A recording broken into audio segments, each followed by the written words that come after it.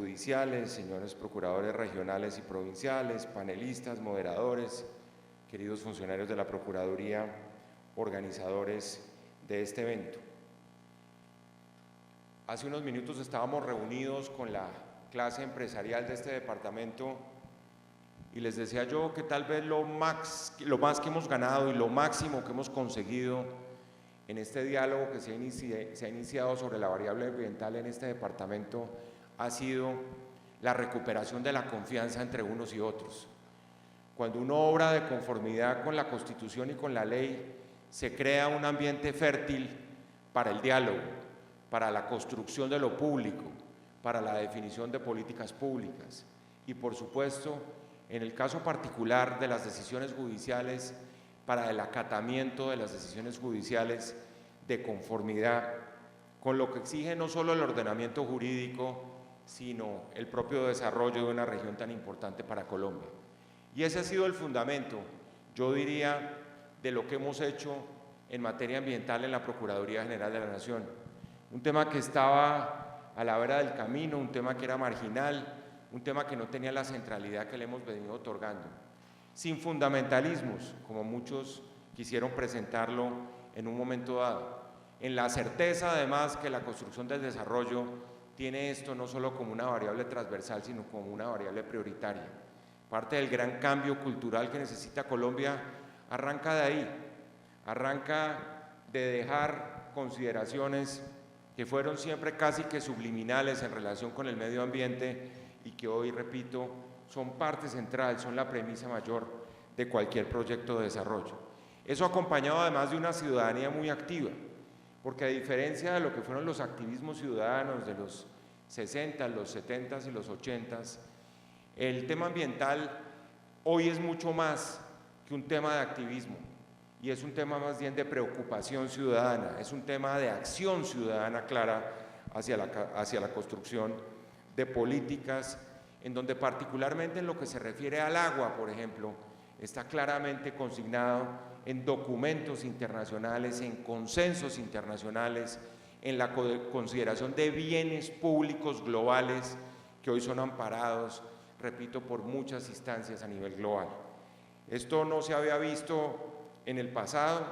Nosotros en la Procuraduría, por ejemplo, hemos tenido el liderazgo en el Pacto Mundial por el Ambiente, que lo que ha buscado es siempre refinar los instrumentos jurídicos para la defensa de ese derecho colectivo tan importante. Bien se ha dicho que en el caso del agua el problema es que se nos acaba el tiempo por ser un recurso limitado, por ser un recurso no renovable y teniendo Colombia como uno de sus principales activos, precisamente el agua, es realmente paradójico y triste pensar que no seamos capaces de hacer los cambios culturales, el diálogo con el sector privado necesario para pavimentar esos caminos hacia el cumplimiento de esos objetivos globales. Son cambios que comprometen hábitos individuales, empresariales, gubernamentales, que están orientados precisamente a recoger esos consensos, a propiciarlos y a demostrar que es posible proteger los recursos hídricos. Recientemente, la semana pasada, estábamos en la ciudad de Santa Marta, precisamente hablando de este mismo tema, con uno de los grandes activistas, quien hizo la famosa película sobre un océano de plástico, para montar esa gran campaña contra el plástico, que es uno de los mayores contaminantes de los ríos y de nuestros mares. Y allí llegábamos a la conclusión que esto es como una especie de revolución de las cosas pequeñas. Siempre es importante tener eso en cuenta porque no bastan grandes pasos que se van a lograr, pero concientizando a la ciudadanía de la importancia y de la relevancia que tienen simples cambios de comportamiento ciudadano para respetar el medio ambiente. Porque además en el caso de los recursos hídricos, además estamos hablando de fuentes de vida, de supervivencia y de compromiso con las nuevas generaciones de colombianos. Nosotros queremos escucharlos en este foro con sus preocupaciones, sus propuestas, porque sabemos que el agua demanda respuestas integrales y efectivas de las diferentes entidades del Estado para garantizar de forma eficaz eso que es reconocido como un derecho fundamental. Insistía en que desde la Asamblea General de Naciones Unidas, desde el año 2010, pasando por nuestro máximo Tribunal Constitucional, cuando en el año 2011 la reconoció como un derecho fundamental, fortaleciendo los mecanismos para exigir la disponibilidad, la calidad y la accesibilidad. Ese carácter de necesidad básica marca en la construcción de una política pública una prioridad que nadie puede desconocer. Y que en el marco de las decisiones judiciales, ¿qué es lo que nos interesa acá? Yo quiero resaltar la presencia acá del doctor Alberto Rojas y de 2 magistrados del Tribunal Administrativo de Caldas. Le decía yo ahora a los empresarios, ese espacio de carácter dialógico que siempre ha puesto sobre la mesa la Corte Constitucional para demostrar que en la ejecución y en el cumplimiento de los autos y órdenes de la Corte como de los tribunales administrativos hay posibilidades de interacción con la comunidad. Y eso es importante que lo sepan los empresarios. Y por eso ahora proponíamos unas mesas de trabajo en relación con muchos temas que aquí han tenido un alto grado de estigmatización, en donde para algunos además un supuesto fundamentalismo de la Procuraduría está impidiendo la construcción de proyectos de desarrollo en Armenia y el departamento del Quindío. Temas absolutamente carentes de sustento en la realidad. Lo único que hemos pedido, y yo creo que es el futuro además de iniciativas en el sector privado que son sólidas, es que se cumplan las normas y que en el cumplimiento de las normas es donde está la fortaleza del sector privado. Veníamos acostumbrados a un país donde en la oscuridad o de los despachos públicos o de los despachos privados se tomaban decisiones que afectaban el interés público. Y eso es lo que ha venido cambiando en Colombia. La construcción del interés público, del espacio público, la defensa de los bienes públicos es un propósito de todos. Y cada día más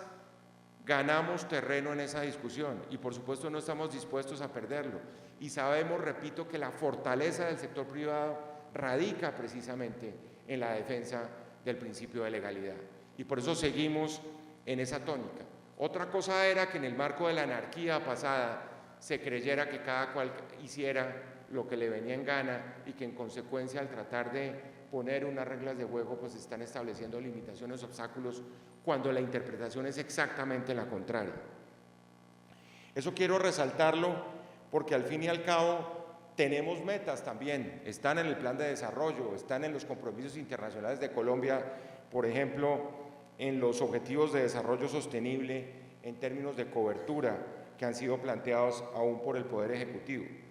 Y pese a que Colombia es uno de los países más ricos del agua, también clasificamos en el poco alto honor de estar dilapidando estos recursos sin controles y sin tener conciencia sobre lo que eso implica para las nuevas generaciones de colombianos. Es un poco de nuestra relación con el agua, es un poco de creer que es una relación que está dada y que no tenemos que seguir construyendo, como ha sucedido con la propia defensa de la mayoría de los derechos que consagramos en la Constitución del 91, que muchos han creído que por estar en la Constitución esa batalla ya se ganó, cuando es la lucha diaria por la consolidación de la democracia la que lleva a que los derechos se sigan protegiendo y garantizando. De esa manera, cualquier tipo de articulación representa siempre tanto los órdenes de carácter nacional como los órdenes de carácter departamental y municipal. Y nosotros hemos insistido tanto, no tercamente, en que los planes de ordenamiento territorial son una pieza fundamental, son de alguna manera el eslabón perdido para poder poner en cintura un sector que muchas veces ignoró la importancia de obrar en el sentido correcto, en la dirección que toca. Y por eso es que hemos propiciado desde la Procuraduría, en ejercicio de la función preventiva,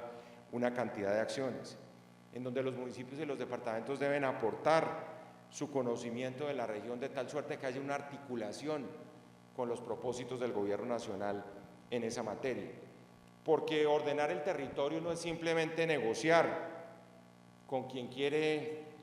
pedir o entregarle el territorio al mejor postor, el ordenamiento territorial, y tampoco es fomentar el ansia desmedida de lucro que se puede dar en muchos sectores. Eso perjudica incluso al propio sector privado a la hora de establecer ese tipo de responsabilidades y los impactos sociales y ambientales. Ahí la clave es siempre lograr ese equilibrio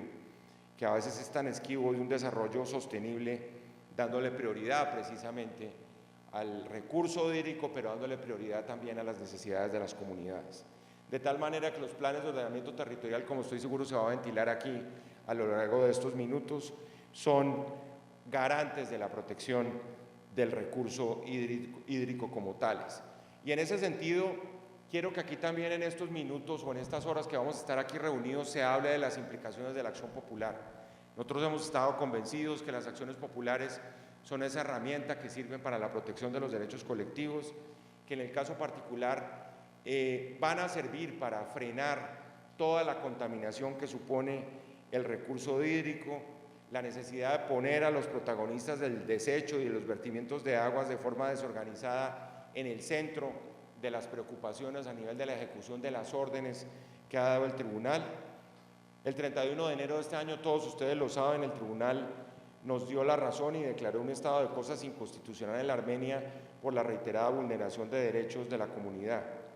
Y todo eso en el marco de 54 quebradas del municipio que tienen que ser protegidas y donde tiene que haber acciones concretas, conjuntas, orientadas hacia la persecución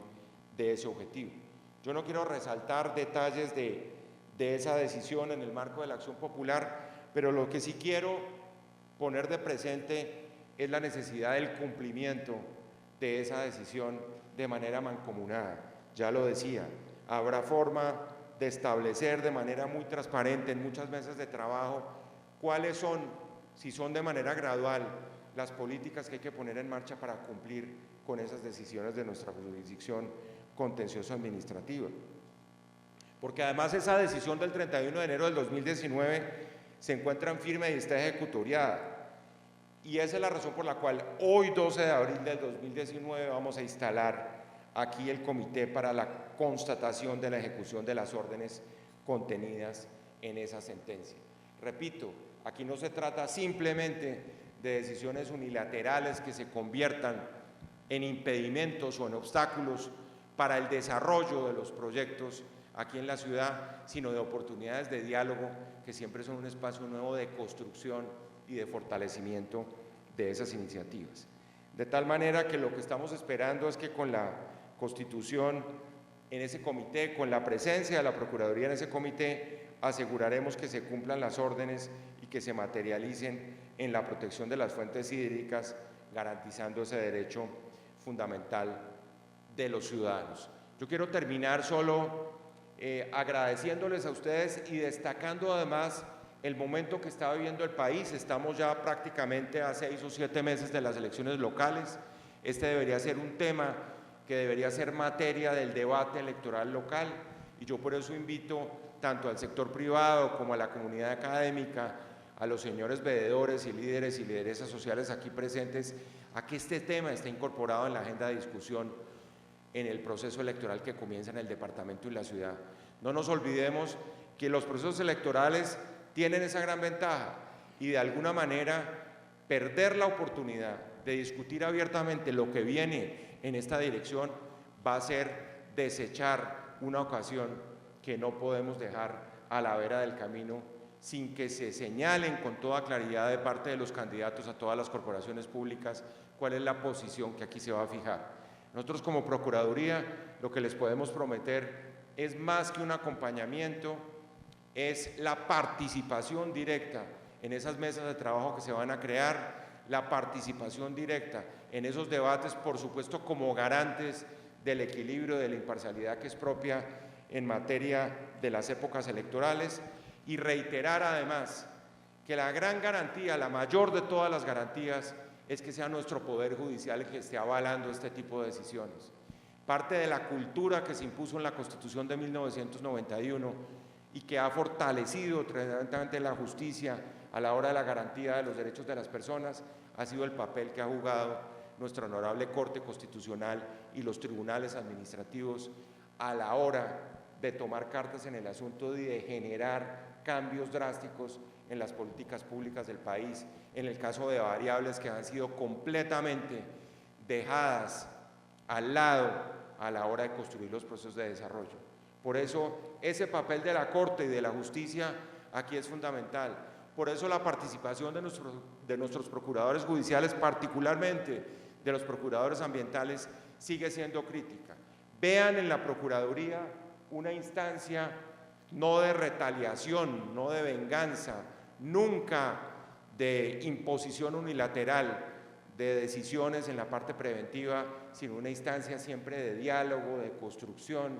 de renovación de una serie de principios que son los principios que estamos defendiendo en Colombia y que son los principios que están en la Constitución de 1991. Les deseo muchos éxitos en este seminario y estaremos atentos a seguir estando siempre presentes en estas instancias que se van a derivar de todo este debate que se inicia en este momento. Muchas gracias a todos.